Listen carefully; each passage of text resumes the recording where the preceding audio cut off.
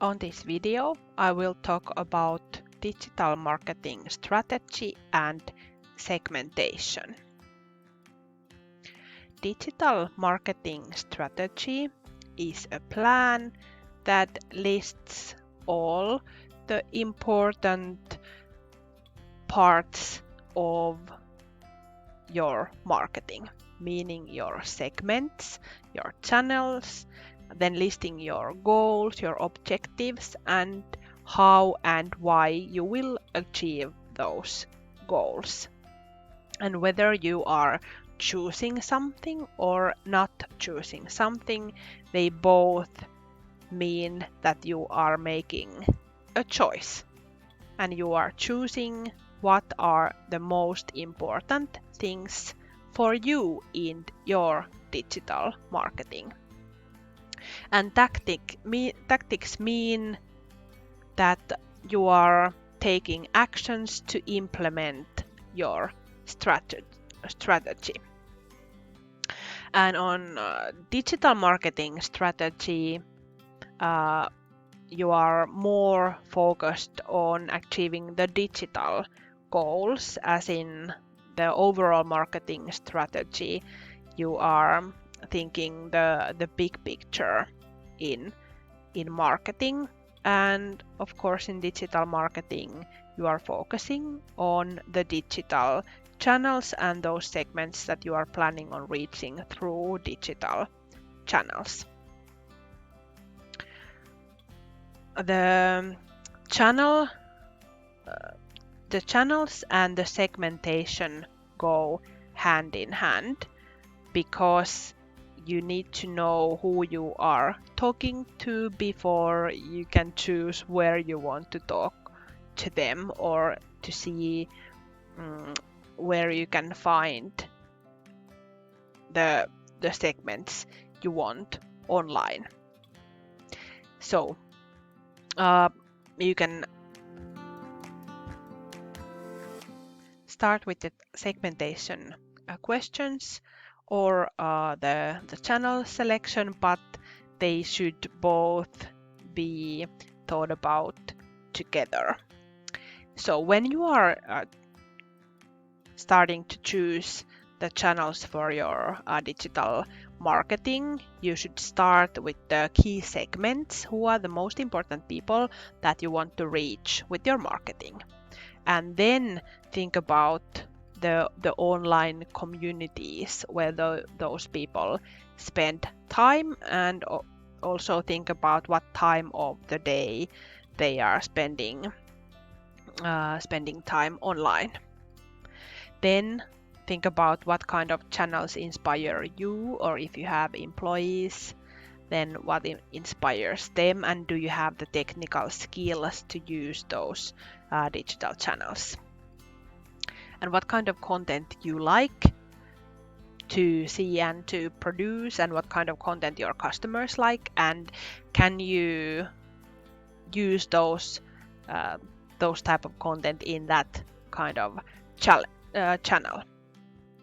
And what other features in those social media channels or those platforms help you present your product or service to your customers and or interact with them?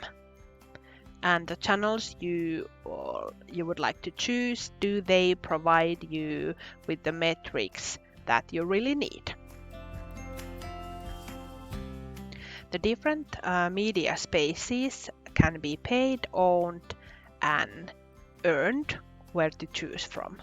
Paid media means that you are doing keyword marketing or display advertising or native advertising, sponsorship, doing cooperation with influencers, buying visibility on maps, or maybe do reviews, or buy ads on online TV or Spotify, games, or other mobile apps. So basically anything that you spend money on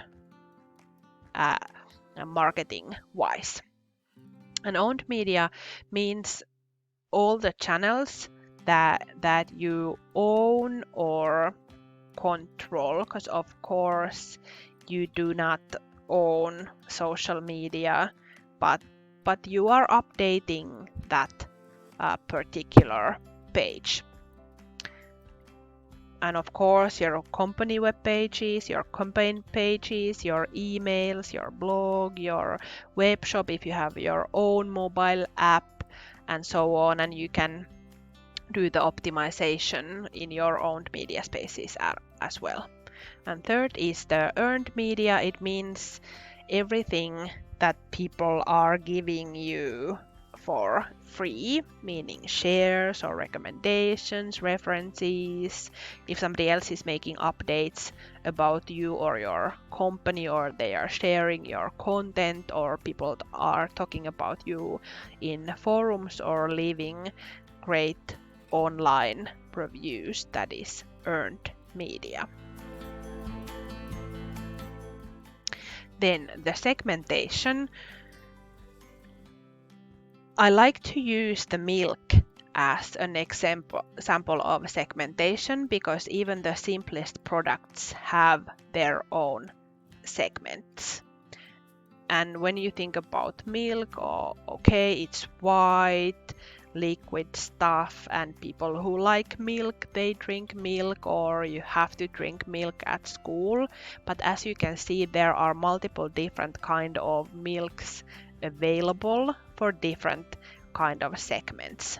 And one segment can be interested in multiple different products, and one product usually has more than one segment defined. Usually maybe 3 to 5 different kind of segments.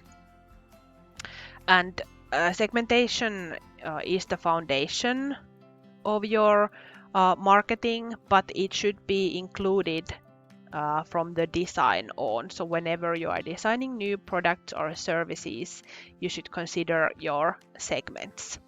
And the customer service, the delivery, and even the prices might vary for different segments. And now when we are entering the milk example, as you can see, the milk pergola here, the milk automat that you can see in the school cafeteria or so on, that is for B2B customers, and it might be delivered with a truck straight to the school cafeteria, and you cannot buy it from the local grocery store. And you cannot pay it with your credit card or with the mobile pay at the store. It's usually with the check that comes after the delivery. And then there is the ELA milk, which means lactose free milk. The segments for that might be people that are lactose intolerant, or people that are making food for people that are lactose intolerant, or people that are buying the coffee milk for their place of business, that somebody might have lactose intolerance there. And the people that buy milk for their workplace, they might also buy this one, because it can be kept in the warm temperature and not in the fridge. And it's Hula milk, which means that it is low in lactose, I think. Then there is Luomu, organic milk. People that are more health conscious or eco-friendly might buy that, but also people who are health conscious might want to buy this plus milk, which has more calcium and some vitamins included.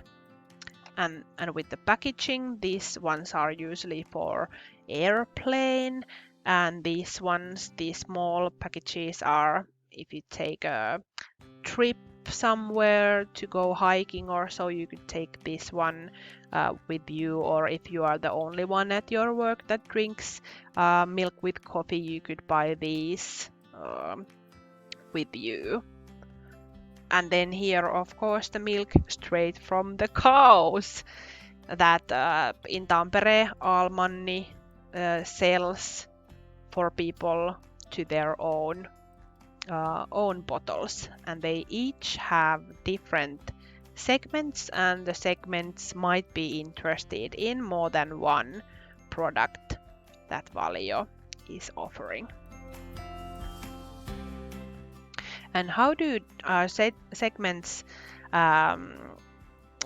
combine with digital marketing? In digital marketing, it is especially important to define the segments detailed enough, because you need the information to target advertising. So whenever you are spending money on boosting your updates or buying ad space, they are asking about your target groups. And in general, you should choose, I recommend at least 3 demographic criteria and maybe some lifestyle or customer relationship criteria as well, because more detailed you are, the better you get the message across, and it's usually also a bit cheaper if you are more detailed with your digital advertising. The features that you select should be measured, and the segments that come up with those features must be big enough and profitable enough for you, and you need to reach those segments effectively, and they should be addressed all in their own style. And the segments they are the base for your channel selection and your content formats too. And a good number for segments is 2 to 4 to start with, that are different enough from each other. And whenever I talk about segments, people usually say that my product is for everyone, so anybody could buy it. Of course, anybody could buy your product or for your service, but who do you want to sell yourself? Who do you want to address? It doesn't matter if you are addressing somebody else and then another person buys your product. Of course, they can buy that, but who are the people you first want to reach with your marketing message? And from the HubSpot research, you can see that most companies have 2 or 3, some even 5 different segments that they create content for. Here are 4 main segmentation criteria. There are a couple of different versions about the segmentation criteria, but these are the most commonly used. Demographic criteria such as age and education, occupation, your marital status, language, income, maybe the number of family members or your role in the family, anything that could be found from the statistics of Finland or Europe or whatever. Then geographic, meaning the location, maybe the country or the region, city, or even the neighborhood or postal code where you live, and it might have something to do with the climate as well. Then the psychographic criteria is about the lifestyle, your personality, your values, interests, hobbies, maybe the culture, your brand preferences, beliefs, your opinions and attitudes towards stuff. And then there's the purchasing or behavioral criteria, which means if you are a loyal customer, what kind of benefits you are seeking, what kind of occasions you are using the product or the service for, what is the usage rates, and what kind of knowledge base you have concerning that product or service. And here is an example of a baby sleep training company and their segments. First segment is the parents, 30-something, career-oriented and educated. They are living in big cities in Finland and they have only their firstborn child that is under 2 years of age. Then the second segment is their grandparents, people that are over 55 and they have enough money to help get baby stuff for their kids and their grandkids, and they want to help out with the grandchildren. And the third segment might be healthcare professionals, such as the Neuvola people in Finland, anyone who recommends baby services to parents or can influence the public sector purchases. There might be some kind of lifestyle criteria as that they like to ride a bike to work, that they are healthy in their own personal lives as well. And with these criteria, you might start targeting your ads. And on Facebook and Instagram, it looks something like this. First, you start by choosing the gender, the age, the location, then to more accurate targeting, such as the lifestyle criteria and interests and so on. And then it gives you a rating if it's wide or specific and how many people that targeting could reach. And then this is from Instagram. You could do the location, the gender and the age, and then some interests in here, and it says whether it is good or not.